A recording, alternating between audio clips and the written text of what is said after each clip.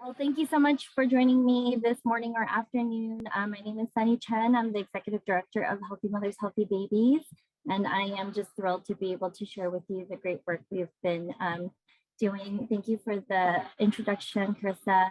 I'm kind of going to zip through these slides. We have a lot of slides to go over because there's just so much I wanted to share with you folks. But we have a multidisciplinary staff.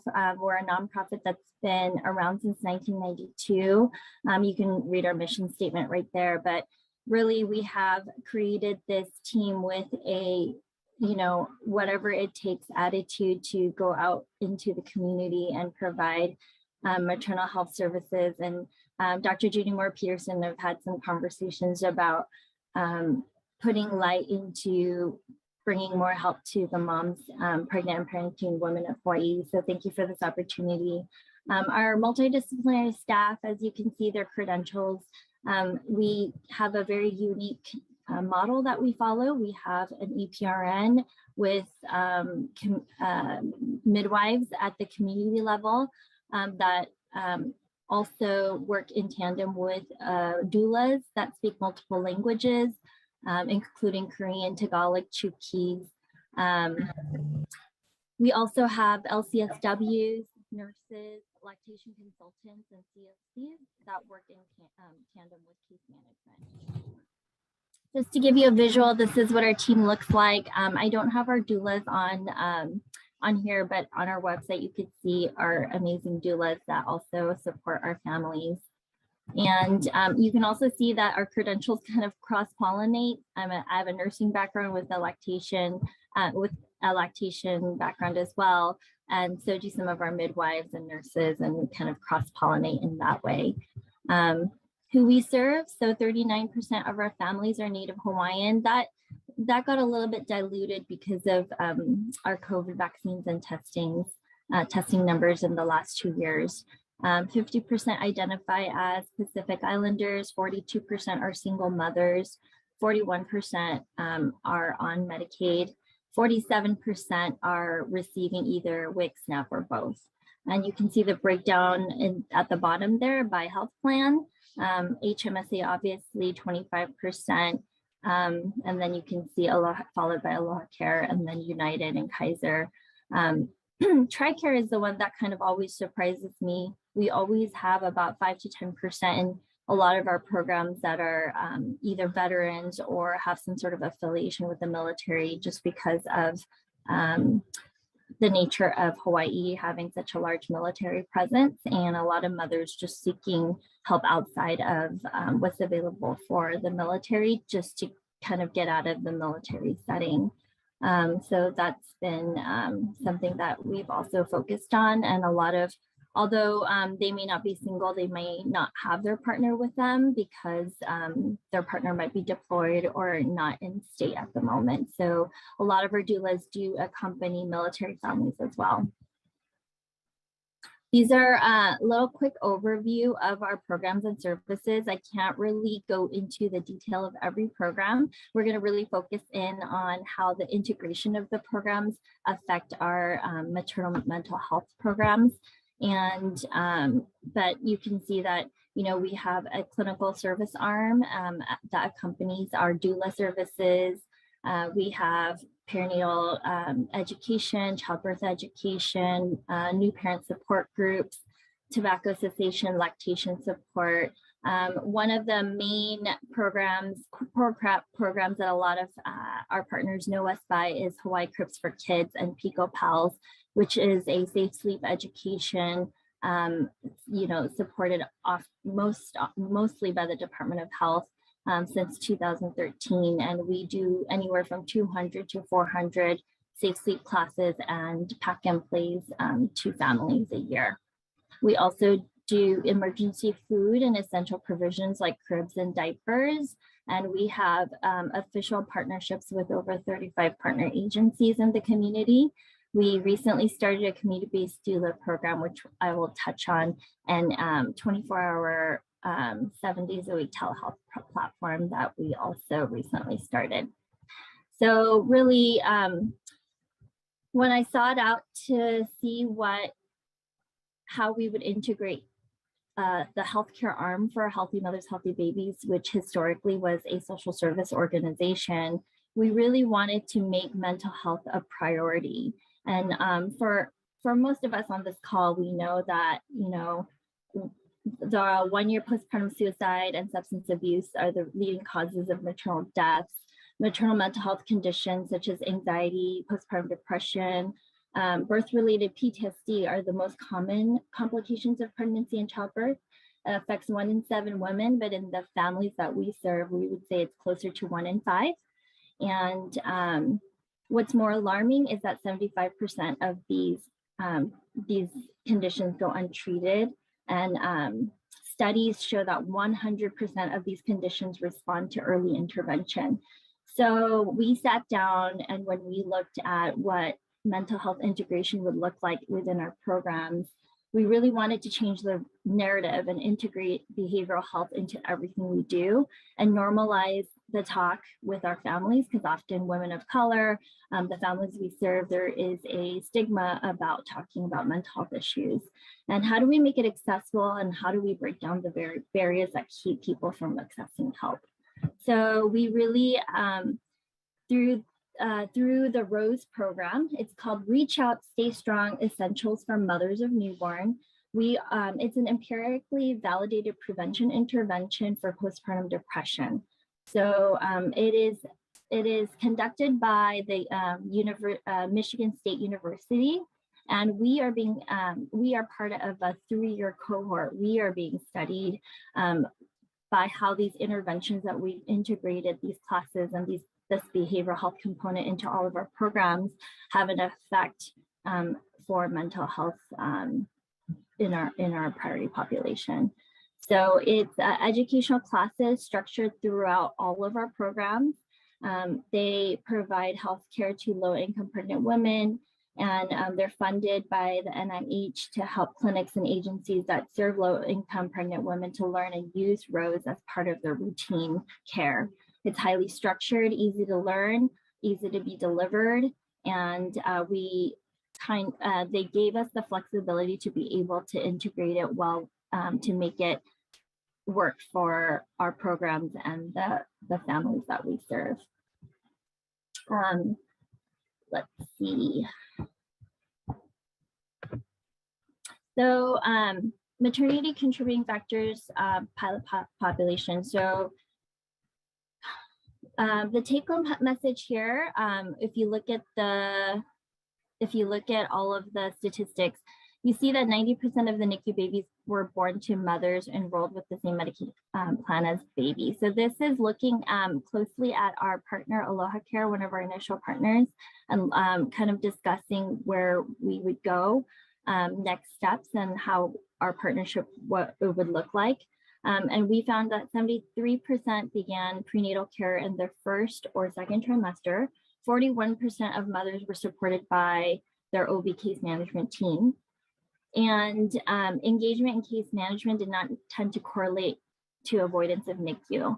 So, we were thinking, it makes us wonder what impactful primary interventions can we use outside of trying to decrease just number of NICU days.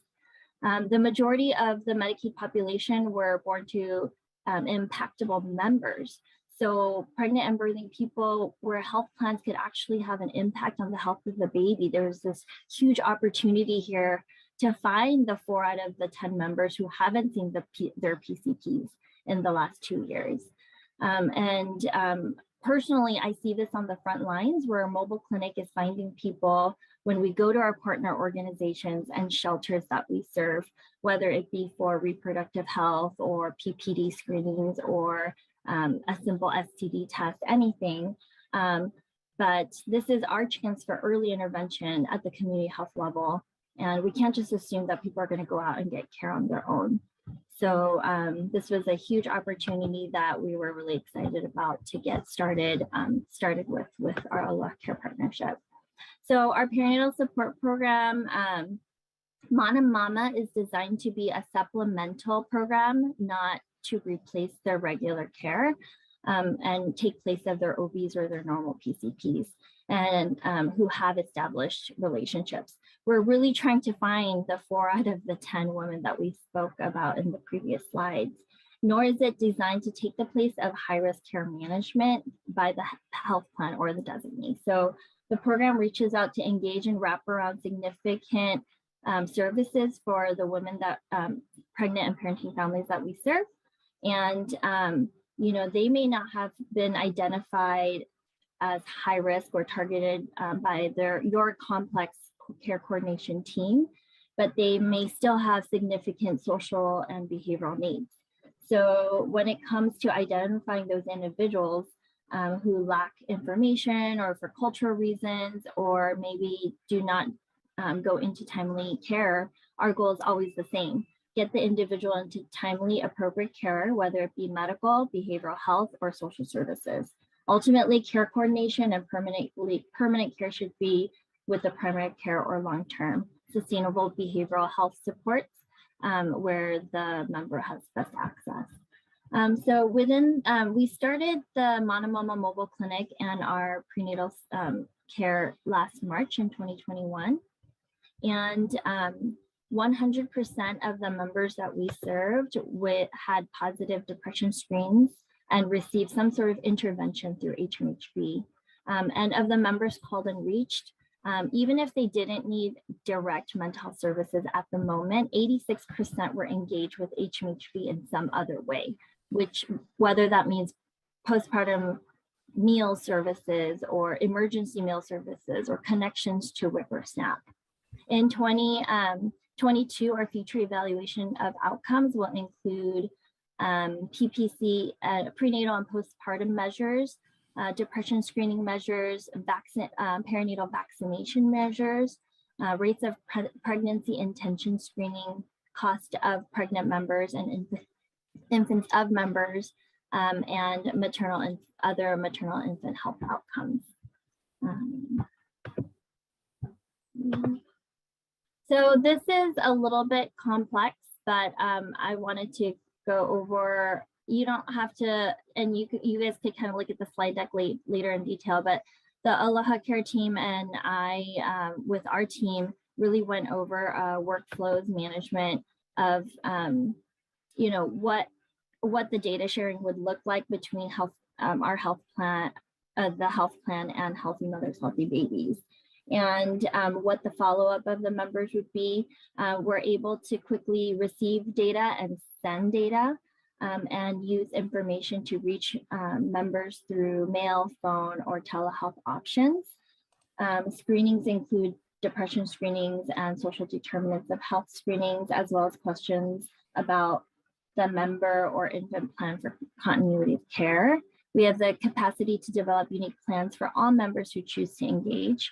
And it could be basic education, home-based perinatal care, cribs, food, lactation, culturally matched doula support. And we're hoping that this model can expand to other partnerships and other health plans in the future. Thanks, Sunny.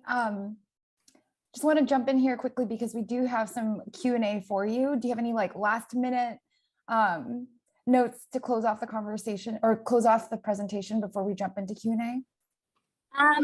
Yeah, we'll quickly go through the pilot results because the pilot results is really, really interesting, and I think people on the call would really like to see this.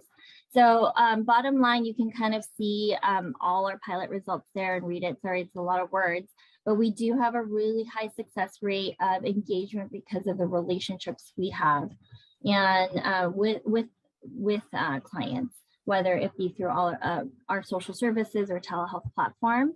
And I quickly wanted to go through like a screenshot of our telehealth platform and what that looks like. It wasn't really highlighted as much as I wanted in the original application. This is a sample of a conversation that happened between one of our lactation nurses and lactation specialists who had a mom who came in through our telehealth platform saying she was suffering from postpartum depression.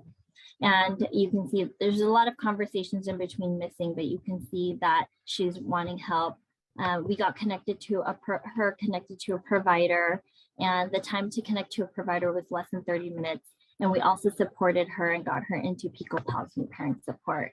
This member story was in our application as well, but it kind of is a culmination of firsthand what it looks like when our mobile clinic and team goes out to see somebody with access to care issues, and the mental health component there, where she has issues with being able to kind of adjust to having the new baby.